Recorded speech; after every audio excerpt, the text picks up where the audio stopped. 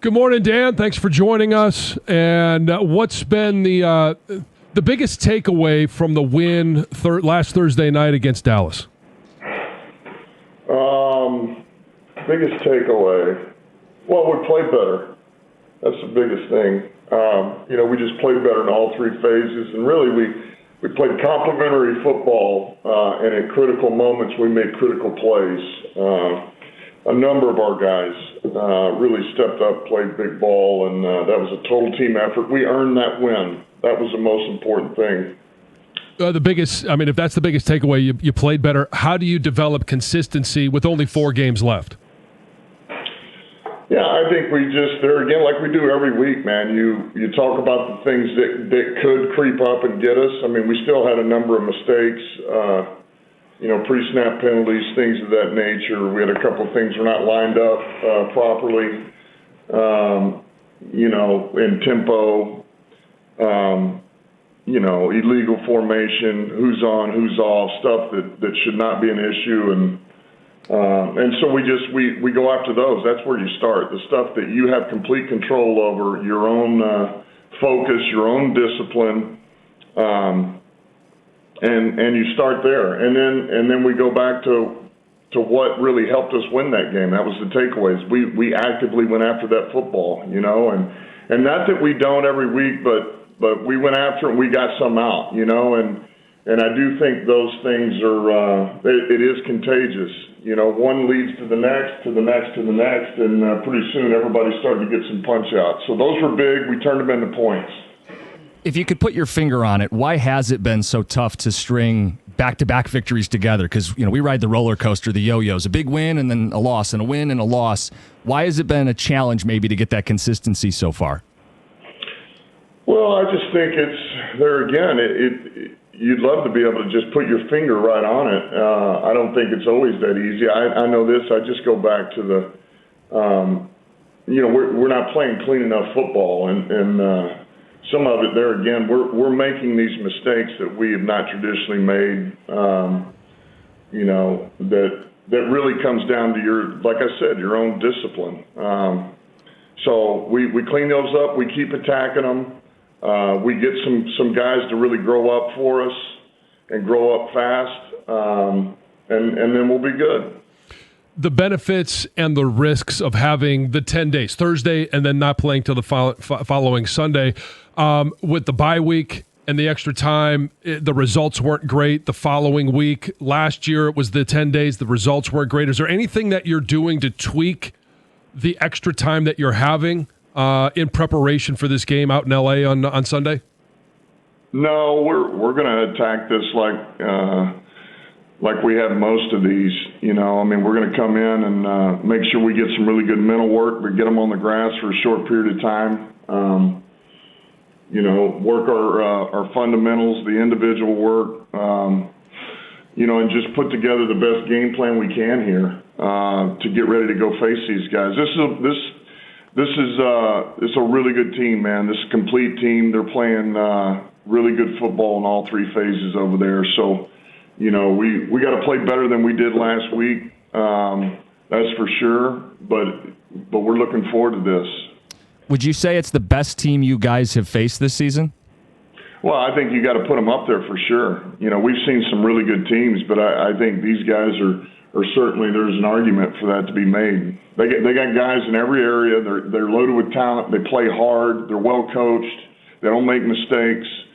And they've got really good players at all the critical positions. So it'll be awesome. It really will. This is the cream of the crop right now. So we'll find out where we're at.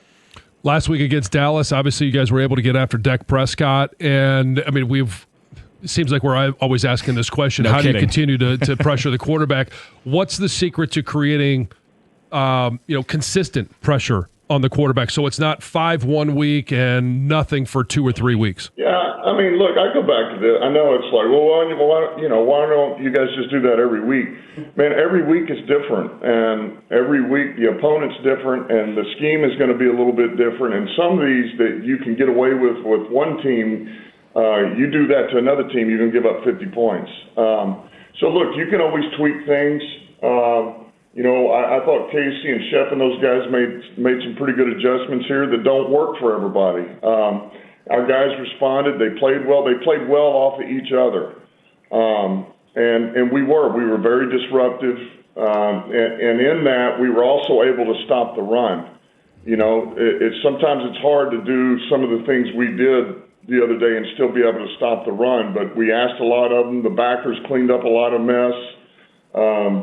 And so we did both, and most of it in a light box.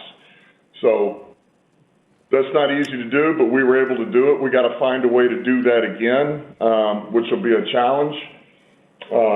But for what that plan was versus those guys, and to be able to do what we were able to do against Dak, that was good, man. It helped us win. And there again, we got 3 takeaways.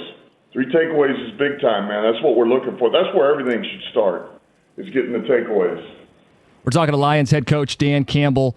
No Brian Branch. I think people would feel a lot better if they knew Kirby Joseph was coming back. What's the last box that he's got to check to get back out on the field? Well, I think it's, he's got to string a couple of practices together here to where,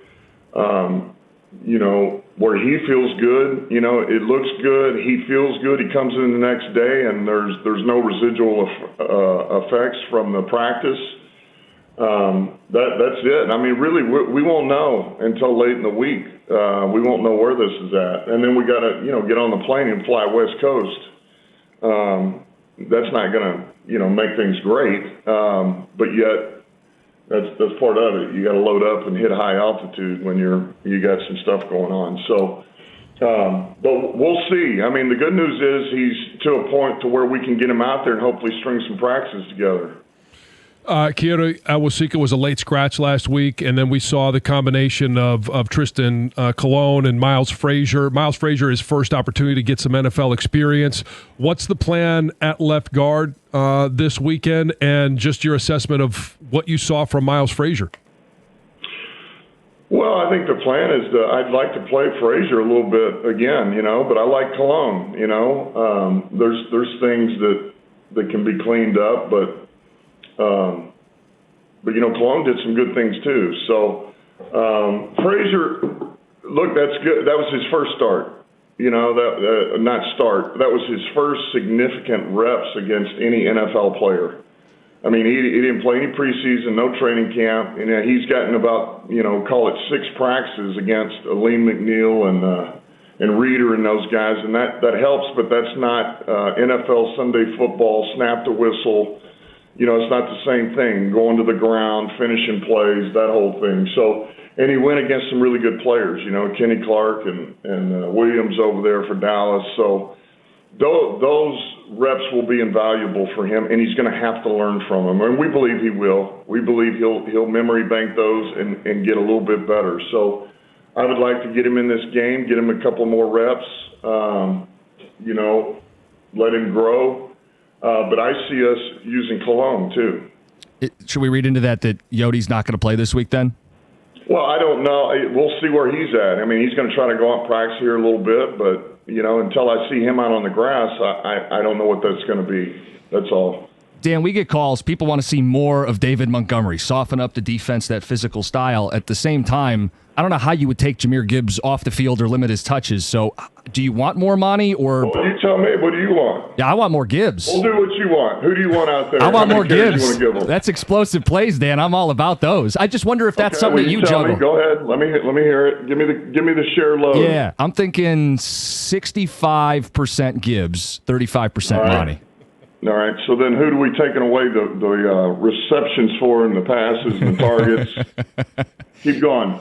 I love David Montgomery. I love Gibbs. They're both valuable players for us. I wish I could give them both a heavy, heavy load. I wish I could get all of our guys a million touches. The first thing we got to do, we got to convert. We have to convert on third downs or not even get there. First, second down, and reload the down so we get more plays, which enables our playmakers to get the ball in their hand, because we're better when they're all involved. We're just a better offense. But that requires us converting. We converted early, and then really we stayed out of third down the other day. We only had 8 of them. That's huge. And all those guys stepped up and played big. Talking about a guy that stepped up and played big, and we heard you talk about it a little bit, but when you're looking at Amon-Ra St. Brown, how impactful, not just in terms of the stat sheet and what he provided, but how impactful was that for the team for him to even be able to go with the injury that he was playing with? Yeah, it's really indescribable, and I think all of our fans know this, and I hope they do. For anybody that doesn't, what Saint is a rarity, man. He's special, and we're fortunate that we have him. The city of Detroit is fortunate to have him. The Detroit Lions. This guy he is unselfish. He is tough as nails. He is smart as a whip. He does anything and everything you ask him to. And if the guy can play, it's as simple as this. If I can go, then I'm going to be able to produce. Otherwise, I can't go. I just can't. I can't do it for my team. It would be hurting them. But if I can go, I'm going to go, and I don't care what it feels like. I'm going to be able to produce. I don't care if I'm 80%. I'm going to beat the guy across from me. That's his mindset. And I'm going to do it for the guy next to me because I owe it to him. That's how he thinks.